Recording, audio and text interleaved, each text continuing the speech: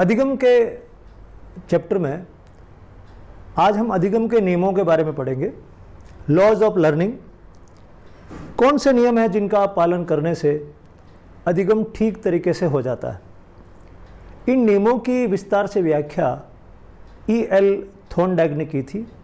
E.L. Thorndike को हम लोग शिक्षा मनोविज्ञान का जनक कहते हैं, अमेरिका के थे और उन्होंने विस्तार से अधिगम के अलग अलग सिद्धांतों को समेटते हुए नियम बनाए और उन नियमों को उन्होंने लिखा है क्रम से, जिसको हम पढ़ेंगे।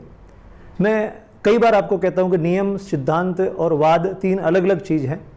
नियम का पालन करना ही होता है, टेस्टेड चीज़ें हैं। सिद्धांत में मैकेनिज्म समझाते हैं कि ये कैसे होता है, और वाद में मेरा कुछ अलग सोचना है इसके बारे में, आपका कुछ अलग सोचना है, उसको कहते हैं वाद। ये नियम जो है ये फिक्स है और ये दुनिया भर के अध्ययन और शोध के बाद में स्थापित हुए हैं। तो थॉर्नडाइक जी ने जिन नियमों के बारे में कहा है वो नियम दो प्रकार के हैं, प्राथमिक नियम है और गौण नियम है। प्राथमिक नियम जो ज़्यादा इंपॉर्टेंट है, गौण नियम जो इंपॉर्टेंट है, सेकेंडरी है, लेकिन पहले वाले नियमों से थोड़ा कम इंपॉर्टेंट है। लेकिन पहले वाले तीन नियम तो आपको चाहिए ही चाहिए। अधिगम के नियमों की उपयोगिता क्या है, इसको मेरे तीन शब्दों को आप, इसके बारे में मैं जो तीन शब्द कह रहा हूँ उनको आप ठीक से समझ लेना, बहुत इंपॉर्टेंट है। अधिगम ठीक होने का मतलब क्या है। अगर मैं कहता हूँ अधिगम ठीक तरीके से हो जाना चाहिए, उसका मतलब क्या है। तीन चीज़ें आप ध्यान रखिएगा। एक तो सरलता से होना चाहिए, इजीली। अभी जैसे मैं आपसे बात कर रहा हूँ तो आराम से मेरी बात आपको समझ में आ जानी चाहिए और आपके व्यवहार में, मानसिक व्यवहार में परिवर्तन आ जाना चाहिए, सरलता से। दूसरा, शीघ्रता से। ये भी नहीं कि मैं इसी क्लास को 4-5 दिन लेता रहूं और उसके बाद भी आपको समझ में ना आए। तो अधिगम शीघ्रता से होना चाहिए, फास्ट होना चाहिए। और तीसरा, सक्षमता से। इस ढंग से होना चाहिए, एफिशिएंटली, कि अब फिर आप कभी भूलो नहीं, इजीली तो नहीं भूलो, कम से कम आप उसमें सक्षम हो जाओ। आपको लगे कि मुझे नींद में उठाकर अगर कहा जाएगा तो मैं इसके बारे में बता दूंगा, इसका मतलब आप उसके बारे में सक्षम हो गए। आप घबराते नहीं हो कि अचानक मुझसे किसी ने पूछ लिया तो मैं क्या बताऊंगा, यानी आप उसके मामले में सक्षम हो गए हो। तो ये केवल पढ़ाई के लिए नहीं, आप मोटर बाइक सीखना चाहते हो, आप कार सीखना चाहते हो, तो कार सरलता से कैसे सीखें, जल्दी कैसे सीखें। ऐसा नहीं है कि 6 महीने तक आप कार लेके घूम रहे हो, और सक्षमता से सीखें, लगना चाहिए कि मैं अब किसी भी रोड पे जा सकता हूं। ये तीन चीजें अधिगम में आनी चाहिए, तो आप कह सकते हैं कि आपका अधिगम ठीक है, जैसी हम अपेक्षा करते हैं। ठीक है, इन तीनों के लिए कौन कौन से नियम काम में आते हैं, उन नियमों के बारे में आज हम पढ़ेंगे। मैं आपसे कहना चाहूँगा कि ये चाहे शिक्षा मनोविज्ञान है या कोई और विज्ञान है या कोई और सब्जेक्ट है, जब भी आप पढ़ें तो बड़े आराम से कंसेप्ट्स को क्लियर करके पढ़ा करें। जितना ज़्यादा आपकी कंसेप्ट्स क्लियर होंगी उतना ही ज़्यादा आप पढ़ाई का आनंद लेंगे और रटने की समस्या से आपका पीछा छूट जाएगा और आप परीक्षा के लिए आनंद के भाव से तैयार हो जाएंगे। अभी जैसे तनाव के भाव से तैयार होते हैं उसकी जगह आनंद के भाव से तैयार हो जाएंगे, और अभिनव शिक्षा का यही उद्देश्य है। अधिगम अच्छा होने का मतलब क्या है, ये सरलता से हो, शीघ्रता से हो और सक्षमता से हो। तीन चीजें हमको चाहिए। तो थॉर्नडाइक जी ने कहा कि इसके लिए आपको इन नियमों का पालन करना पड़ेगा। सबसे पहला नियम, थॉर्नडाइक जी ने कहा है कि आपको तैयार होना पड़ेगा। तैयारी, रेडीनेस।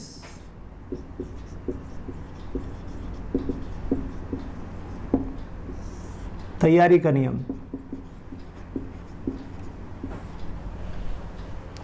आप शारीरिक और मानसिक रूप से तैयार हैं कि नहीं, यह सबसे पहले जरूरी है। अगर आप शारीरिक रूप से फिट नहीं हैं, मानसिक रूप से सजग नहीं हैं, तो आपको अधिगम नहीं करवाया जा सकता।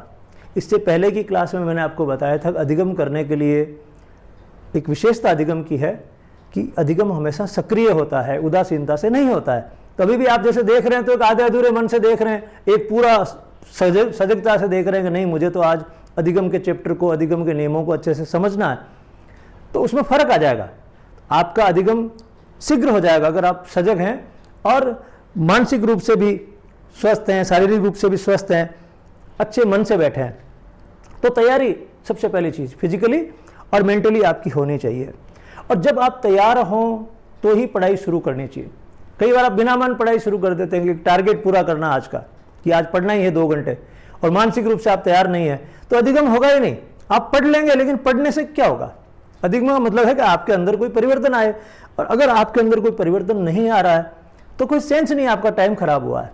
इसलिए जब आप मानसिक रूप से तैयार हों तो पढ़ाई करें, तो ही कोई किसी काम को सीखने का प्रयत्न करें।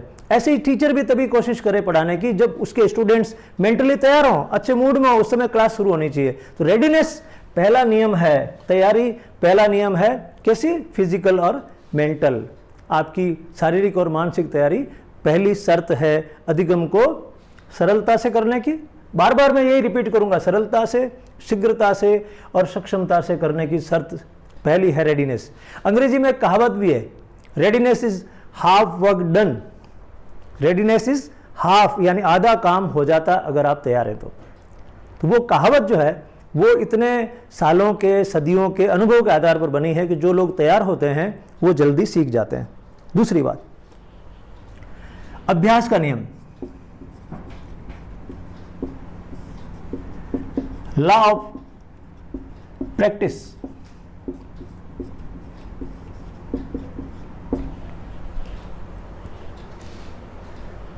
मनोवैज्ञानिक ये कहते हैं कि आप किसी भी चीज को सीख जाते हैं तो उसमें आपको सक्षमता अर्जित करनी है। सक्षमता अर्जित करनी है तो आपको प्रैक्टिस करनी पड़ेगी। यानी आज आपने कोई चीज सीखी है, अभी मैं जैसे आपको ये बता रहा हूं कि ऐसे ऐसे अधिगम के नियम होते हैं और आप इसको पक्का करना चाहते हैं, तो खाली एक इतना सा वीडियो देखने से काम नहीं चलेगा, खाली इस तरह की कोई क्लास है उसको अटेंड करने से काम नहीं चलेगा। आपको क्या करना पड़ेगा? इस क्लास के बाद में खुद बैठना पड़ेगा, अपना दिमाग लगाना पड़ेगा और इन चीज़ों को वापस लिखना पड़ेगा, प्रैक्टिस करनी पड़ेगी। 2 दिन बाद में फिर आपको एक बार लिखना पड़ेगा कौन कौन से नियम है, कौन कौन से गौण नियम है। जितना ज़्यादा आप प्रैक्टिस करोगे उतना ही ज़्यादा आपका अधिगम हो जाएगा। अधिगम होने का मतलब पक्का। अधिगम की शर्त क्या है? हमारे व्यवहार में अपेक्षाकृत स्थायी परिवर्तन होना चाहिए। हाँ, तो ये मुझे आ गया है, इतना अच्छे से आ गया कि मैं किसी और को एक्सप्लेन कर सकता हूं। दैट मीन्स आप सक्षमता से अधिगम कर चुके हैं।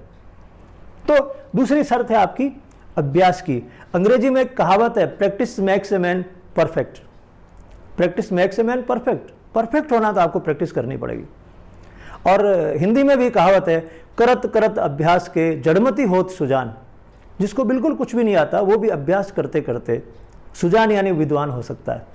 तो ये जो कहावतें हैं ये असल में मनोविज्ञान की कहावतें हैं, बस उनको हम लोग विज्ञान के रूप में पहली बार यहाँ व्यवस्थित कर रहे हैं और थॉर्नडाइक जी ने ये काम किया है। इसी अभ्यास के नियम में 2 चीजें हैं, उपयोग का नियम, अनुपयोग का नियम। सब लॉज कह सकते हैं इनके। ये बाद में इन्होंने धीरे धीरे इसमें परिवर्तन किए हैं, उपयोग का नियम, अनुपयोग का नियम। अगर आपने कोई सीखी है चीज और आप प्रैक्टिस भी कर ली, मान लीजिए आपने कार सीख ली, प्रैक्टिस कर ली, एक्सपर्ट हो गए, लेकिन आप अगर कार का उपयोग नहीं कर रहे हैं रेगुलरली आप उसका उपयोग नहीं कर रहे हैं तो क्या होगा? आप भूल जाएंगे, धीरे धीरे चीजें भूल जाएंगे, फिर आपको वापस प्रैक्टिस करनी पड़ेगी। तो जो भी आपने चीज सीखी हुई इसका उपयोग भी करना जरूरी है, तो आपका अधिगम पक्का रहेगा, कम नहीं होगा किसी भी रूप में। वरना आप धीरे धीरे उसको भूल जाएंगे या फिर आप उसमें कम सक्षम हो जाएंगे। यानी आपने साल भर तक कार का उपयोग नहीं किया है और फिर अचानक आपको कार दे दी है तो आपकी दक्षता में, आपकी सक्षमता में कमी आ जाएगी। इसलिए उपयोग करते रहना चाहिए, और उपयोग करते रहने से क्या होगा? आपका जो अधिगम है और इजी हो जाएगा, और तेज हो जाएगा, सरल हो जाएगा और फास्ट हो जाएगा। उपयोग और अनुपयोग के नियम भी इसी प्रैक्टिस के नियम से जुड़े हुए हैं। और तीसरा नियम है प्रभाव का नियम, लॉ ऑफ इफेक्ट।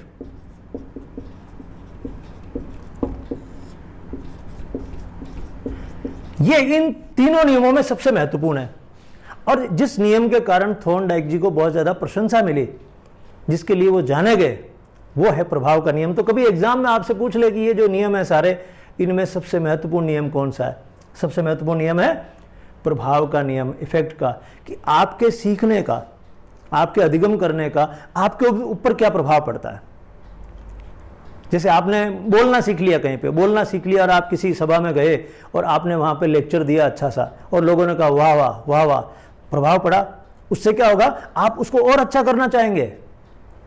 आपने कोई कविता बोली वहाँ पर और लोगों ने कहा वाकई में आपने बहुत अच्छी कविता बोली है, उसका आप पर प्रभाव पड़ता है और आप क्या करते हैं, और अच्छी नई रचने की कोशिश करेंगे। आपने कहीं पर डांस किया, लोगों ने कहा अच्छा किया, तो ये जो प्रभाव आप पर पड़ता है वो प्रभाव आपके अधिगम को क्या करता है, और सरल कर देगा, और शीघ्र कर देगा, और आपको सक्षम बना देगा। तो उन्होंने कहा कि हमारे अधिगम का प्रभाव भी पड़ना चाहिए। अगर प्रभाव नहीं पड़ेगा तो थोड़े दिनों बाद आप उदासीन हो जाएंगे, आपका मन हट जाएगा वहां से, नहीं अभी इस काम का कोई मतलब नहीं है। तो उसका प्रभाव चाहे तो दूसरों पे पड़े चाहे खुद पे पड़े, लेकिन असल में तो पढ़ना खुद पर है। आनंद तो आपको आएगा, अंदर अंदर आपको लगेगा कि मैं जो कुछ भी सीखा है मैं जो कुछ भी कर रहा हूं वो मेरे लिए बहुत अच्छा है, और मन ही मन आपको लगेगा कि नहीं इसको मैं और अच्छे ढंग से करके और वाहवाही लूंगा। या आपको किसी चीज को करके आनंद आया तो आप चाहेंगे कि आप अपने आनंद में वृद्धि करेंगे, क्योंकि वो चीज करके आपको खूब मजा है। वो चीज चाहे कोई भी हो, भले आपने सब्जी बनाना सीखी हो और वो सब्जी बनाने के बाद में लोगों ने अप्रिशिएट किया हो, या आपको खुद को भी लगा कि मैंने बहुत अच्छी सब्जी बनाई है, आप उसको और ज्यादा अच्छा करने की कोशिश करेंगे। क्या नियम हो गया, प्रभाव का नियम। तैयारी होनी चाहिए मानसिक और शारीरिक रूप से, फिर अभ्यास करना है, प्रैक्टिस होनी चाहिए, और फिर आपको प्रभाव को अपने उसको देखते रहना चाहिए। ठीक है, ये तो हो गए 3 नियम हमारे प्राथमिक नियम। अब है गौण नियम। ऐसे नियम है जो महत्वपूर्ण तो है लेकिन उतने महत्वपूर्ण नहीं है जितने ये थे। उन गौण नियमों में पहला है मल्टीपल रेस्पॉन्स का। अब नंबर तो वही चलेगा, 3 के बाद चौथा नंबर ये चलेगा, वो है मल्टीपल रेस्पॉन्स का। मल्टीपल यानी कई, रेस्पॉन्स यानी अनुक्रिया, बहु अनुक्रिया। कई जगह रेस्पॉन्स को मनोविज्ञान में अनुवाद करने के चक्कर में वो प्रतिक्रिया लिख देते हैं। प्रतिक्रिया नहीं होती, प्रतिक्रिया रिएक्शन होती है, ये रेस्पॉन्स होती है। प्रतिक्रिया होती है कि आपने कुछ किया और मैंने आपके प्रति कुछ बोला, तो मैंने क्या की, प्रतिक्रिया की। एक आपने कुछ किया और मैंने आपके अनुसार कुछ किया, आप चले और मैं आपके साथ चल दिया, मैंने क्या की, अनुक्रिया की। तो प्रतिक्रिया और अनुक्रिया में फर्क है। यह भी मैं बराबर कोशिश करूंगा कि बहुत शब्दों का अर्थ स्पष्ट हो जाए आपको। सेंसेशन का अर्थ क्या है, परसेप्शन का अर्थ क्या है, कंसेप्शन का अर्थ क्या है, सबका कोई ना कोई अर्थ निकलता है, तो उनको भी हमें देखना। संवेग क्या होते हैं, भाव क्या होते हैं, दोनों में फर्क क्या होता है, ये भी हम समझेंगे। ऐसे एक एक कंसेप्ट को मैं आपको क्लियर करवाऊंगा। तो यह है बहु अनुक्रिया का नियम, या इसको बोलते हैं प्रयास और त्रुटि का नियम। थॉर्नडाइक जी को उनका जो प्रयोग था बिल्ली वाला, उसको ट्रायल एंड एरर या प्रयास एंड त्रुटि का नियम भी, ट्रायल एंड एरर। आप बार बार प्रयास करेंगे, आपसे गलतियां होंगी, लेकिन उसके बाद आप सफल हो जाएंगे। यानी एक आपके सामने उद्दीपक होगा, उसके लिए आप कई अनुक्रियाएं करेंगे और उसमें से आप सही अनुक्रिया का चुनाव कर लेंगे। तो इन्होंने कहा डरना नहीं चाहिए, कोशिश करनी चाहिए। गलतियां होंगी आपसे, कोशिश करनी चाहिए, और उन गलतियों के बीच में से ही आपको सफलता मिलेगी। इसको इन्होंने कहा प्रयास और त्रुटि का नियम। प्रयास नहीं रोकना चाहिए, आप कई अनुक्रियाएं करेंगे, अपना आप उसमें से कोई अनुक्रिया निकल जाएगी। आप सोचेंगे मैं एक ही बार कोशिश करूं और सफल हो जाऊं, तो ऐसा जीवन में होता नहीं है। तो आपको अगर अधिगम करना है तो आपको प्रयास करना चाहिए, कई तरीके से करने चाहिए। इस तरीके से किया, इस तरीके से किया, अलग अलग तरीके से किया, उनमें से कोई एक तरीका है जो आपके और उस उद्दीपक के बीच में बैठ जाएगा। यानी उस उद्दीपक के लिए आप सही अनुक्रिया करना सीख जाएंगे। इसको कहते हैं बहु अनुक्रिया का नियम। यानी आपको सीखने के लिए कई अनुक्रियाएं करनी पड़ेगी, एक ही अनुक्रिया के भरोसे आप नहीं रह सकते कि मैं तो एक ही बार करूंगा, ऐसा होगा नहीं। फिर नियम है मनोवृत्ति का, डिस्पोजिशन का नियम।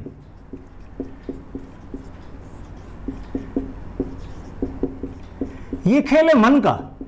आप मानसिक रूप से इस अधिगम के लिए तैयार है कि नहीं है। आपको जैसे कहीं पे भी किसी कोर्स को करने के लिए भेजा जाता है, इस कोर्स के लिए आपकी मनोवृत्ति है कि नहीं है, आप अपने आप को उसके लिए तैयार पाते कि नहीं पाते। तैयार जैसे वो तो किया क्लास में जाने के बाद, तैयार वाला जो नियम का हो, तो अब हम सिचुएशन में आ गए, वहां आप तैयार हो कि नहीं हो। ये मनोवृत्ति है थोड़ा आगे का पार्ट, कि आपको मान लीजिए टीचर बनना है, आपको कोई इंजीनियर बनना है, आपको कोई मैकेनिक्स का काम सीखना है, आपको पेंटिंग सीखनी है, वहां जाने के बाद होता है वो तैयारी का नियम, लेकिन अभी पहले आपकी मनोवृत्ति है या नहीं है? अगर आपकी मनोवृत्ति नहीं है उसके लिए तो आपको सिखाना बहुत मुश्किल काम होगा। जबरदस्ती आपको वहां भेज दिया जाए और आपकी मनोवृत्ति नहीं है, डिस्पोजिशन ही नहीं है, आप तैयार ही नहीं है उसके लिए, तो आपको सिखाना बहुत मुश्किल होगा।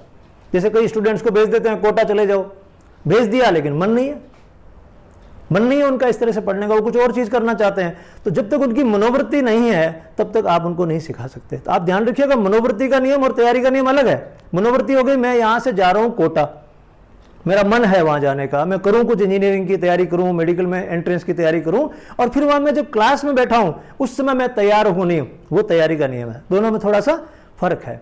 मनोविज्ञान में होता यही है कि जो 30 सवाल आते हैं नेट में, फर्स्ट ग्रेड में, सेकंड ग्रेड में, नीट इसमें रीट में आते हैं, उनमें प्रॉब्लम यही हो जाती है कि कई बार बहुत आसान सी चीज़ होती है, वो आप समझ नहीं पाने के कारण, क्वेश्चन समझ नहीं पाने के कारण गलत कर देते हैं। मनोवृत्ति का नियम। और छठा नियम है आंशिक क्रिया का नियम, पार्शियल एक्शन का नियम।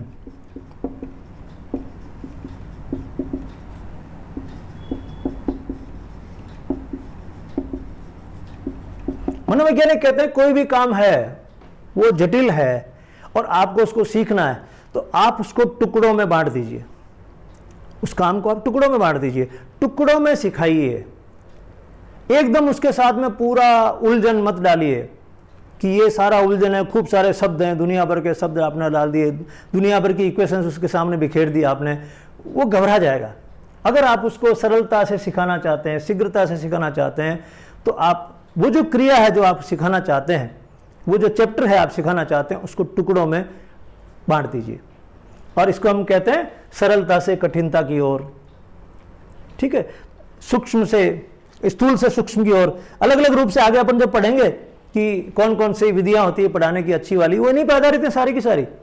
वो जो शिक्षण विधियां हैं वो इन्हीं नियमों पर आधारित हैं, जिन पर हम अलग क्लास में चर्चा करेंगे। तो जो भी आपको काम करवाना है, वो काम आपको लगता है बहुत कठिन है, एकदम से नहीं आएगा, तो आप उसको टुकड़ों में बांट दीजिए।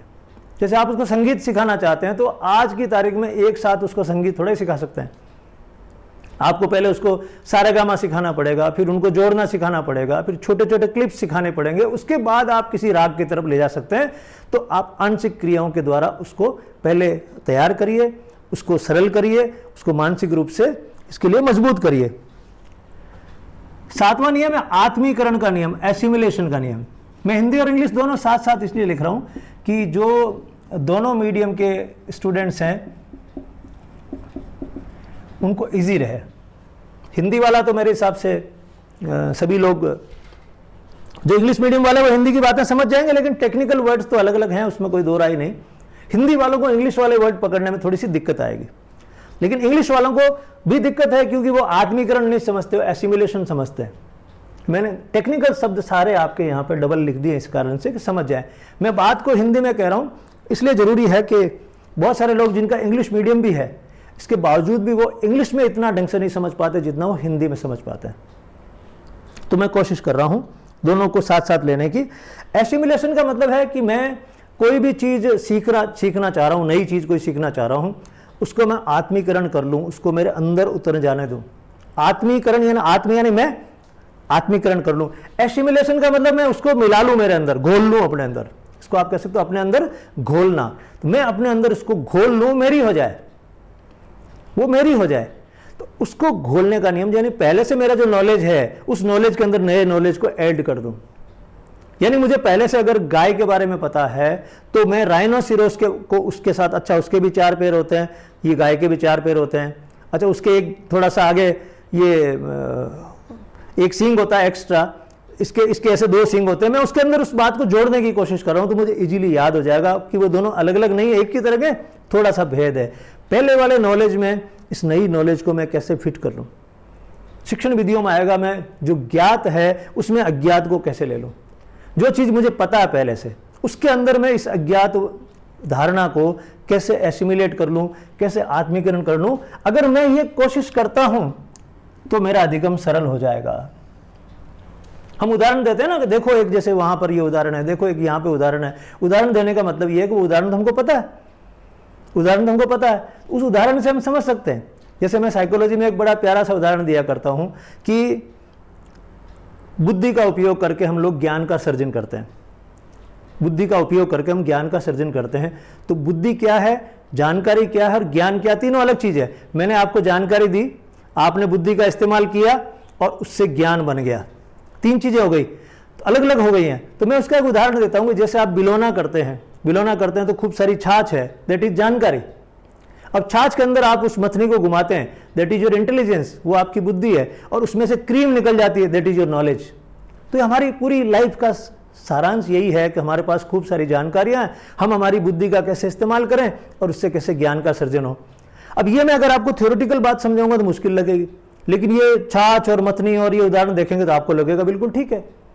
कल को एग्जामिनर आपसे पूछेगा कि ये स्टेप्स क्या हैं, जानकारी, बुद्धि, ज्ञान, आपको बिल्कुल जानकारी में बुद्धि चलाई तो ज्ञान का सर्जन हो गया, यानी आपको आराम से वो चीज समझ में आ गई। तो ये हो गया आत्मीकरण का नियम। और सबसे आखिर में सहचर्य का नियम, एसोसिएशन का नियम।